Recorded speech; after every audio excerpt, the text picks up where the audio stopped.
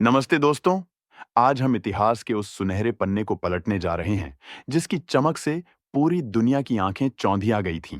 यह कहानी सिर्फ एक लड़ाई की नहीं है, बल्कि यह कहानी है अदम्य साहस और अटूट विश्वास की जो मौत को भी डरा सकता है।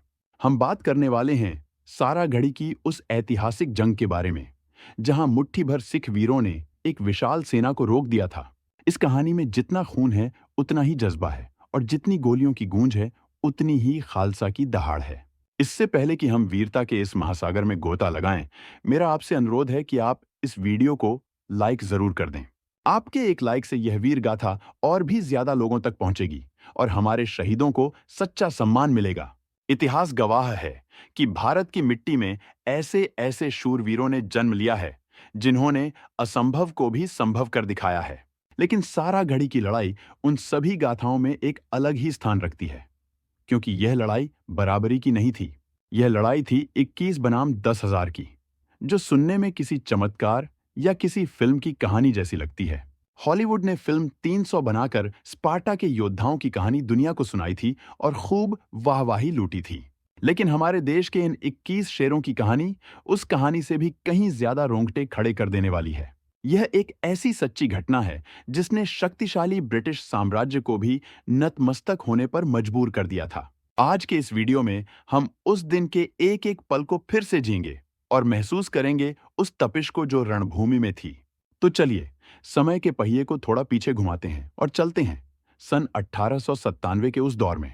यह वह समय था जब भारत पर अंग्रेजों का शासन था और सीमाओं पर तनाव हमेशा बना रहता था। कहानी की शुरुआत होती है उत्तर पश्चिमी सीमा प्रांत से, जो आज के समय में पाकिस्तान का हिस्सा है। वहां की पहाड़ियां जितनी खूबसूरत थीं, वहां के हालात उतने ही खतरनाक और चुनौतीपूर्ण थे। उन दिनों अफगानिस्तान के कबीले अक्सर ब्रिटिश चौकियों पर हमला करते रहते थे और लूटपाट मचाते रहते थे। इन हमलों को रोकने के लिए और शांति बनाए रखने के लिए वहां कई किले बनाए गए थे ताकि नजर रखी जा सके। इन्हीं में से दो प्रमुख किले थे। एक का नाम था लॉक हार्ट किला और दूसरे का नाम था गुलिस्तान किला। ये दोनों किले एक दूसरे से काफी दूर थे और पहाड़ी इलाका होने के कारण एक दूसरे को देख नहीं सकते थे। पहाड़ों की बनावट ऐसी थी कि अगर एक किले पर हमला हो तो दूसरे को पता भी नहीं चलता था।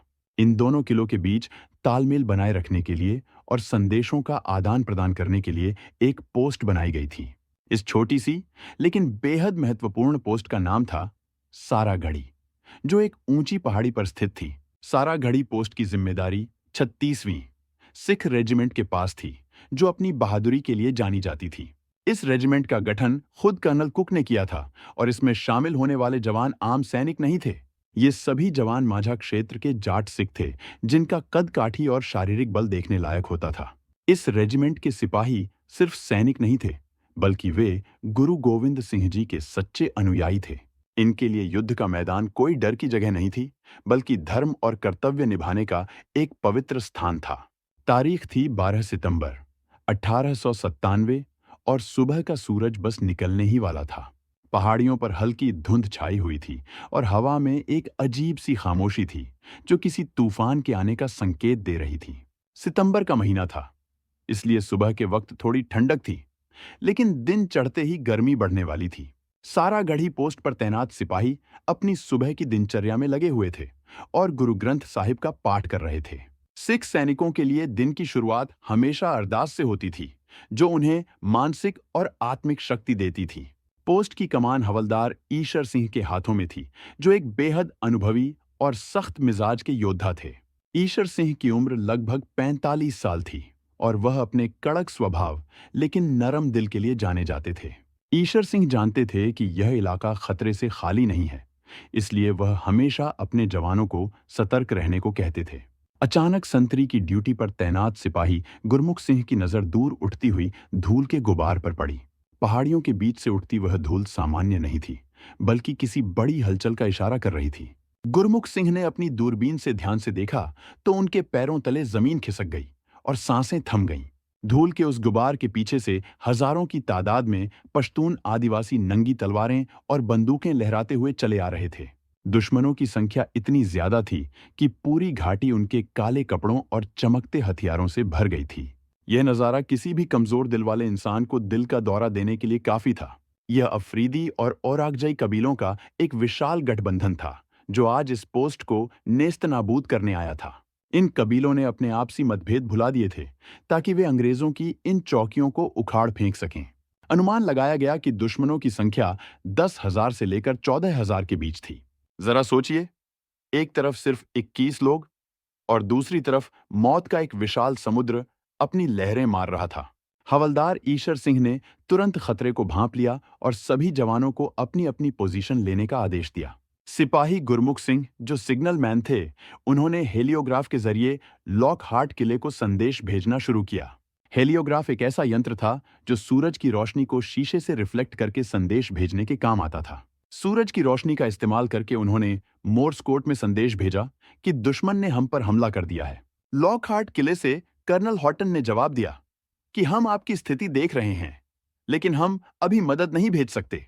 रास्ता बहुत मुश्किल था और इतनी जल्दी सेना की बड़ी टुकड़ी को वहां भेजना नामुमकिन था। कर्नल हॉटन खुद बेबस थे, क्योंकि उनके किले के आसपास भी दुश्मन मंडरा रहे थे। कर्नल हॉटन का यह जवाब सुनकर किसी भी साधारण इंसान का हौसला टूट जाता और वह हार मान लेता। लेकिन सारागढ़ी में मौजूद वो 21 सिपाही साधारण इंसान नहीं थे। वो शेर थे जो शिकार करना जानते थे। जब ईशर सिंह ने अपने साथियों को बताया कि मदद नहीं आ रही है, तो वहां सन्नाटा पसर गया। लेकिन वह सन्नाटा डर का नहीं था, बल्कि वह एक दृढ़ निश्चय और संकल्प का सन्नाटा था। ईशर सिंह ने अपने साथियों की आंखों में देखा और पूछा कि अब हमारे पास दो रास्ते हैं। पहला रास्ता यह है कि हम दुश्मन के सामने हथियार डाल दें और अपनी जान की भीख मांगें। दुश्मन शायद हमें जिंदा छोड़ दे, लेकिन हमें जिंदगी भर गुलामी और जिल्लत की जिंदगी जीनी पड़ेगी। और दूसरा रास्ता यह है कि हम यहीं डट जाएं और तब तक लड़ें जब तक हमारे शरीर में खून की एक भी बूंद बाकी है। सिख रेजिमेंट के उन जवानों ने एक पल की भी देरी नहीं की और दूसरे रास्ते को चुना। उन्होंने तय किया कि वे भागेंगे नहीं, बल्कि अपनी आखिरी सांस तक इस पोस्ट की रक्षा करेंगे। उन्होंने सोचा कि अगर हम भाग गए तो हमारी कौम और हमारे गुरु का नाम मिट्टी में मिल जाएगा। यह फैसला लेना आसान नहीं था, क्योंकि वे जानते थे कि आज का सूरज उनके जीवन का आखिरी सूरज है। उन्होंने अपने परिवारों को याद किया, अपने बच्चों के चेहरों को याद किया और फिर अपने हथियारों को कसकर पकड़ लिया। उस समय उनके पास मार्टिनी हेनरी राइफलें थीं, जो बहुत भारी होती थीं और एक बार में एक ही गोली चलती थी। ये राइफलें पुरानी तकनीक की थीं और ज्यादा देर चलाने पर गर्म होकर जाम हो जाती थीं। तभी फिजाओं में एक जोरदार नारा गूंजा जो बोले, सो निहाल सत श्री अकाल। इस जयकारे की आवाज इतनी बुलंद थी कि सामने खड़े हजारों दुश्मनों के दिल भी एक पल के लिए सहम गए होंगे। पहाड़ों से टकराकर यह आवाज गूंजी और दुश्मनों को बता दिया कि उनका मुकाबला किससे होने वाला है। सुबह के करीब 9 बजे दुश्मनों ने पहला हमला बोला और गोलियों की बारिश शुरू कर दी। सारागढ़ी की पोस्ट कच्ची मिट्टी और पत्थरों से बनी थी, जो बहुत ज्यादा मजबूत नहीं थी, लेकिन उसके अंदर बैठे योद्धा लोहे के बने हुए थे और उनका इरादा चट्टान से भी ज्यादा मजबूत था। दुश्मन सोच रहे थे कि वे मिनटों में इस छोटी सी पोस्ट पर कब्जा कर लेंगे और आगे बढ़ जाएंगे। कबीलाई सरदारों को लगा था कि मुट्ठी भर सिख डरकर भाग जाएंगे या सरेंडर कर देंगे। लेकिन जैसे ही वे आगे बढ़े, उन्हें सिख सिपाहियों की सटीक निशानेबाजी का सामना करना पड़ा। हवलदार ईशर सिंह ने आदेश दिया था कि कोई भी गोली बेकार नहीं जानी चाहिए, क्योंकि गोला बारूद सीमित था। सिख सिपाही अपनी भारी राइफलों से एक एक दुश्मन को चुन चुनकर निशाना बना रहे थे। उनके निशाने इतने अचूक थे कि जो भी अफगानी सिपाही पोस्ट के करीब आने की कोशिश करता, वह जमीन पर ढेर हो जाता। ईशर सिंह खुद एक बेहतरीन निशानेबाज थे और वह अपने साथियों को निर्देश दे रहे थे कि कब फायर करना है। दुश्मन हैरान थे कि इतनी कम संख्या होने के बावजूद ये लोग इतना जबरदस्त मुकाबला कैसे कर रहे हैं। लाहौर सिंह और भगवान सिंह जैसे वीरों ने मुख्य द्वार पर मोर्चा संभाला हुआ था और मौत बनकर बरस रहे थे। धूप तेज होती जा रही थी और प्यास से गला सूख रहा था, लेकिन किसी ने पानी की तरफ देखा भी नहीं। उनका पूरा ध्यान सिर्फ और सिर्फ अपनी राइफल की नाल और सामने से आते हुए दुश्मन पर था। दुश्मनों ने कई बार दीवार फांदने की कोशिश की, लेकिन हर बार उन्हें मुंह की खानी पड़ी और पीछे हटना पड़ा। अफगानी हमलावर बार बार अल्लाह हू अकबर के नारे लगाकर आगे बढ़ते, लेकिन सिखों की गोलियां उन्हें रोक देती। जब अफगानी सरदारों ने देखा कि वे सीधे हमले में कामयाब नहीं हो पा रहे हैं, तो उन्होंने चाल चली। उन्होंने पोस्ट के एक ऐसे हिस्से पर हमला करना शुरू किया जहां से सिपाही उन्हें देख नहीं पा रहे थे। यह पोस्ट का एक ब्लाइंड स्पॉट था जहां से गोली चलाना मुश्किल था और दुश्मन इसका फायदा उठा रहे थे। इस अंधाधुंध गोलीबारी में सिपाही भगवान सिंह सबसे पहले शहीद हुए और उन्होंने वीरगति प्राप्त की। भगवान सिंह पोस्ट के मुख्य द्वार की रक्षा कर रहे थे। तभी दुश्मन की एक गोली उनके सीने में जा लगी। अपने साथी को गिरता देख बाकी सिपाहियों का खून खौल उठा और उनका जोश और भी बढ़ गया। सिपाही लाल सिंह ने भगवान सिंह के शव को सम्मानजनक स्थान पर रखा और उनकी जगह मोर्चा संभाल लिया। लाल सिंह खुद भी बुरी तरह घायल थे, लेकिन उन्होंने अपनी राइफल नीचे नहीं रखी। लड़ाई अब और भी भीषण हो चुकी थी और पोस्ट के बाहर दुश्मनों की लाशों के ढेर लग गए थे। हवलदार ईशर सिंह लगातार एक छोर से दूसरे छोर तक दौड़ रहे थे और अपने जवानों का हौसला बढ़ा रहे थे। वह चिल्ला चिल्ला कर कह रहे थे कि सिंहों, डटे रहो, आज दुनिया देखेगी कि हम किस मिट्टी के बने हैं। उनकी आवाज में इतना दम था कि घायल सिपाहियों में भी जैसे नई जान आ जाती थी। दुश्मनों ने अब पोस्ट की दीवार के नीचे खुदाई शुरू कर दी ताकि वे दीवार को गिरा सकें। वे जानते थे कि जब तक दीवार खड़ी है तब तक सिखों को हराना नामुमकिन है। सिख सिपाही ऊपर से गोलीबारी कर रहे थे, लेकिन नीचे छिपे दुश्मनों को देख पाना मुश्किल हो रहा था। दोपहर होते होते लड़ाई अपने चरम पर पहुंच गई थी और दोनों तरफ से गोलियों की बौछार हो रही थी। काफी मशक्कत के बाद दुश्मनों ने दीवार का एक हिस्सा गिरा दिया और वे पोस्ट के अंदर घुसने लगे। दीवार गिरते ही धूल का एक बड़ा गुब्बार उठा और दुश्मन चींटियों की तरह अंदर घुसने लगे। अब लड़ाई ने एक नया मोड़ ले लिया था और यह दूर की लड़ाई नहीं बल्कि आमने सामने की जंग बन गई थी। गोलियां खत्म होने की कगार पर थीं, इसलिए सिपाहियों ने अपनी राइफलों पर संगीनें चढ़ा लीं।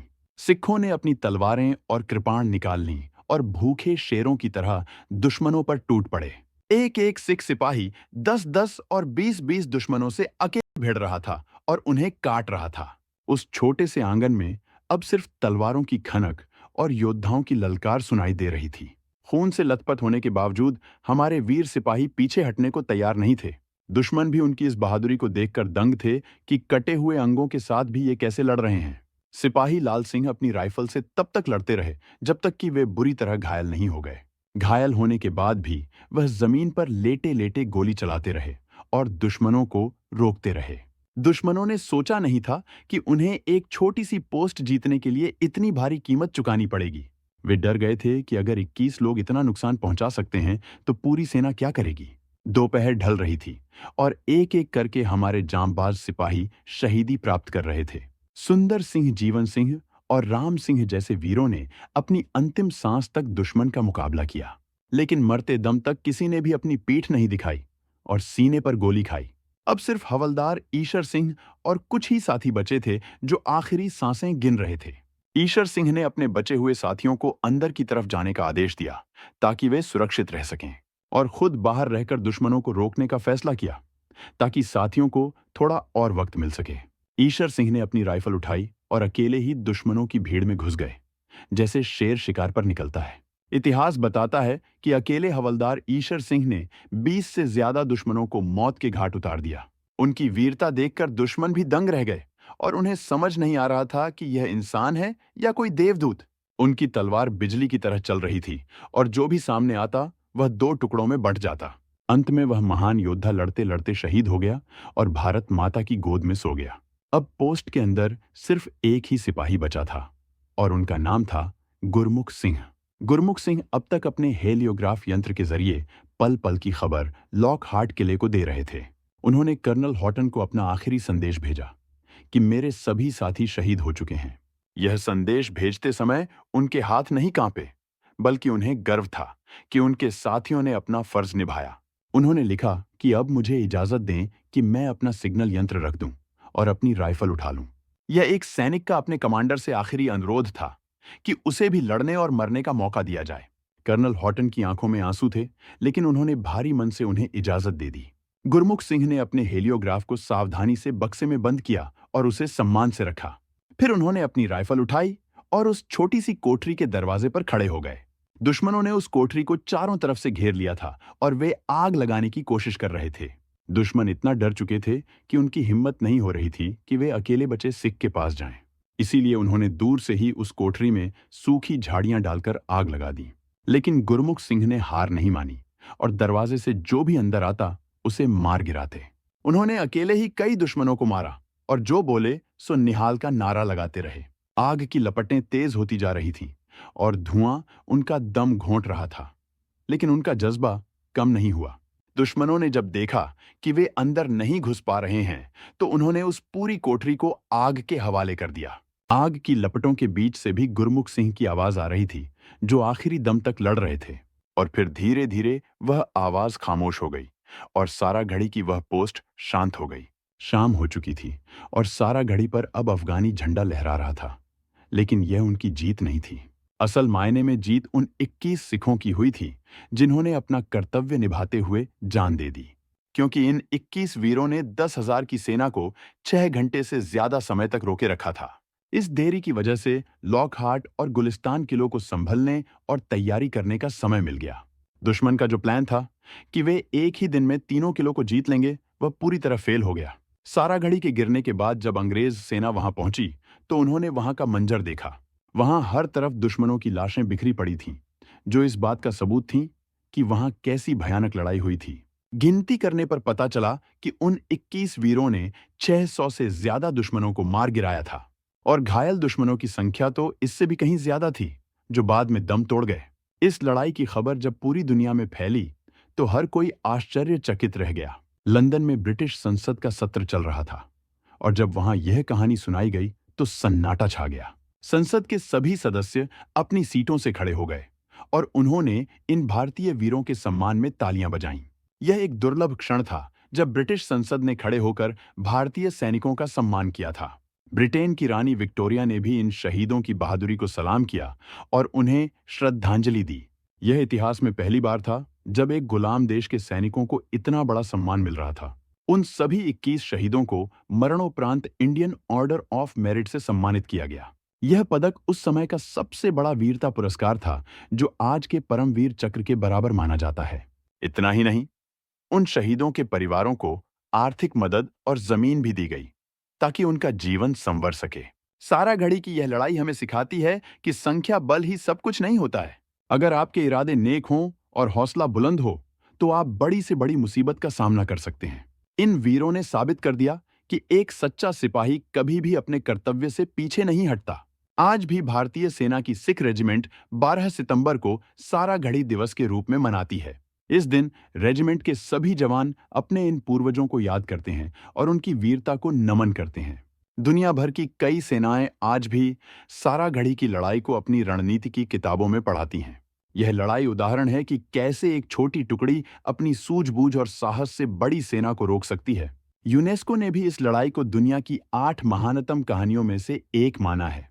यह कहानी सिर्फ एक युद्ध की नहीं है, बल्कि यह कहानी है उस जज्बे की जो हर भारतीय के खून में दौड़ता है।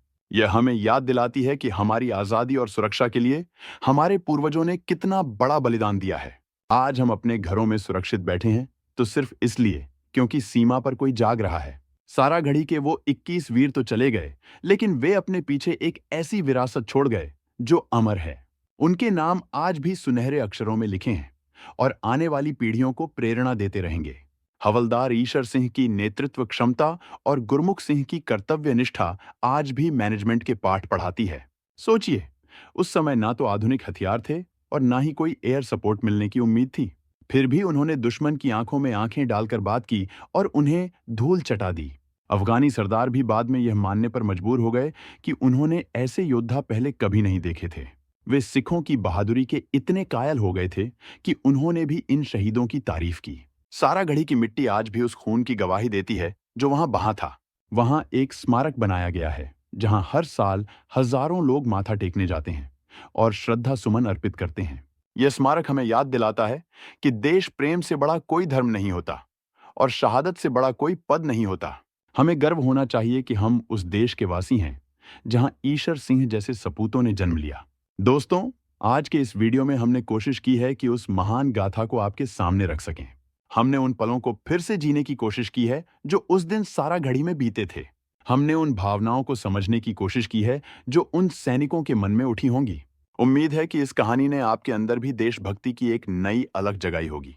अगर आपको लगता है कि हमारे इन वीरों का सम्मान होना चाहिए, तो इस वीडियो को लाइक जरूर करें, ताकि आज की युवा पीढ़ी भी जान सके कि हमारा इतिहास कितना गौरवशाली रहा है। हम अक्सर विदेशी नायकों की कहानियां पढ़ते हैं, लेकिन हमारे घर में ही ऐसे नायक मौजूद हैं। हमें अपनी जड़ों से जुड़े रहना चाहिए और अपने इतिहास पर गर्व करना चाहिए। सारागढ़ी की लड़ाई दुनिया की 5 सबसे महान लड़ाइयों में गिनी जाती है और यह हम सब के लिए गौरव की बात है। यह सम्मान किसी खैरात में नहीं मिला, बल्कि इसे हमारे वीरों ने अपने खून से कमाया है। तो चलिए, आज हम सब मिलकर उन महान आत्माओं को अपनी श्रद्धांजलि अर्पित करते हैं। आइए हम प्रण लें कि हम भी अपने देश और अपने कर्तव्यों के प्रति हमेशा वफादार रहेंगे। मुसीबत चाहे कैसी भी हो, हम कभी हार नहीं मानेंगे और डटकर उसका सामना करेंगे। यही सच्ची श्रद्धांजलि होगी उन 21 अमर शहीदों के लिए जिन्होंने हमारे लिए अपनी जान दी। दोस्तों, आज का वीडियो हम यहीं समाप्त करते हैं और उम्मीद करते हैं आपको यह पसंद आया होगा। हमने सारागढ़ी के युद्ध के हर पहलू को विस्तार से समझाने का प्रयास किया है। अगर आपको लगता है कि हमने अच्छी जानकारी दी है, तो वीडियो को लाइक करना ना भूलें। आपके लाइक्स हमें ऐसे ही और ऐतिहासिक और प्रेरणादायक वीडियो बनाने के लिए प्रोत्साहित करते हैं।